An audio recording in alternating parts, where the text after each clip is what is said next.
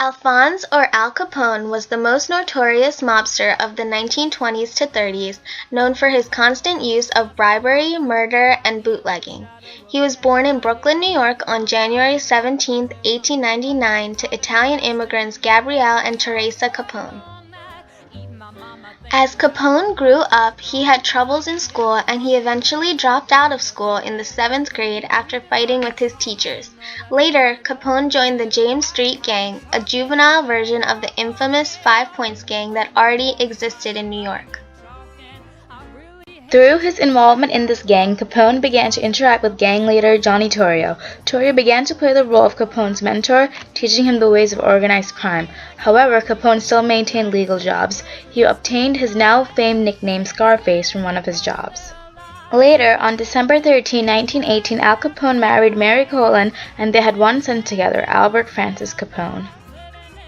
After Capone's marriage and the birth of his only son, he moved his family to Baltimore, where he was hired as a bookkeeper for a construction company. However, Capone returned to New York for his father's funeral and was reunited with Johnny Torrio. Torrio moved to Chicago to help his uncle Big Jim Colosimo run his illegal businesses, and Capone followed Torrio to Chicago in 1919 to partake in the business. Soon after his arrival, Colosimo was murdered in one of Chicago's first gang hits, which gave Torrio the power and freedom to take over the business. Capone quickly climbed the ranks in the business along with him. In 1919, fueled by social reformers and pushes for temperance, the 18th Amendment was passed and prohibition became law. Since the Torrio-Capone gang profited greatly from the sale of illegal alcohol, it became one of the richest and most influential empires in the area. Facing severe opposition to prohibition and due to the lack of enforcement, bootlegging proved to be both profitable and in most cases risk-free of all consequences. So, do you think more than just the prohibition played a role in the building of organized crime? I think criminals will be criminals, and I think although prohibition made their lives a lot easier, considering they were supplying a good that most people wanted, I think if it was not prohibition, people like Al Capone would have found different ways to be criminals. So not necessarily, it just made their lives a lot easier, I think. Torrio suffered a nearly fatal attack in 1925 and left the gang, allowing Capone to take over. Capone expanded the empire with bootlegging and became a ruthless mobster. He was suspected of being guilty of 200 murders in Chicago and hired famous gunmen such as Frank the Enforcer Nitti and August Augie Dogs Pisano to do his biddings. Capone formed relationships with powerful Chicago politicians and protected his businesses by bribing police officers and controlling the outcome of elections by bullying voters through violence. Did politicians and police officers benefit from anything other than the bribes given by Capone? I think they benefited other than probably partaking in drinking of alcohol themselves.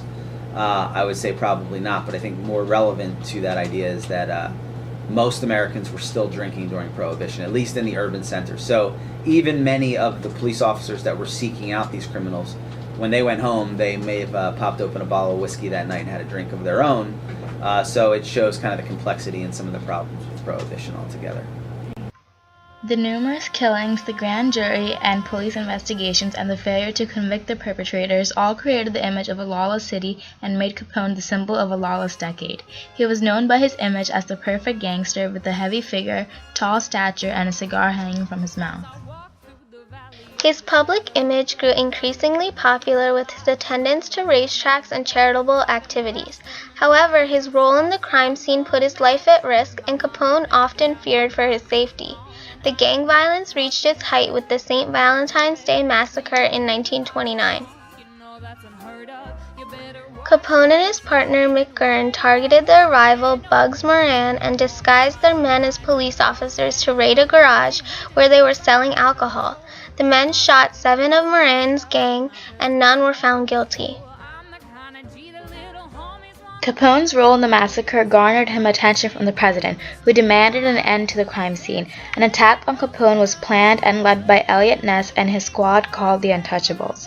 Ness and his team raided Capone's bootlegging and illegal operations, which financially hurt Capone's business.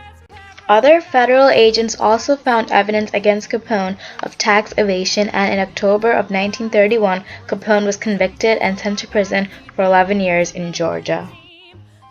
His influence in the mob declined during his time in jail, and he was released in 1939. Afterwards, he retired as a mobster and settled quietly in Florida with his family.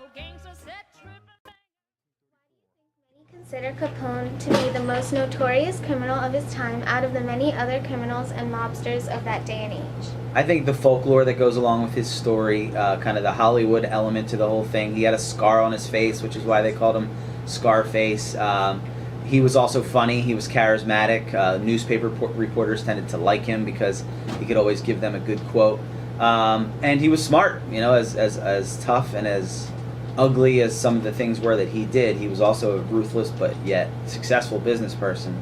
So I think you add all that together and it kind of adds to this story of Al Capone. He later suffered from paresis in the brain, which led to his death on January 25, 1947. Capone's power, the size of his organization, his public appeal and media presence during his reign, and his prominent physical features all served to make him a legend. He was immortalized in books, movies, and comic strips, and remains a powerful image of crime and violence in America.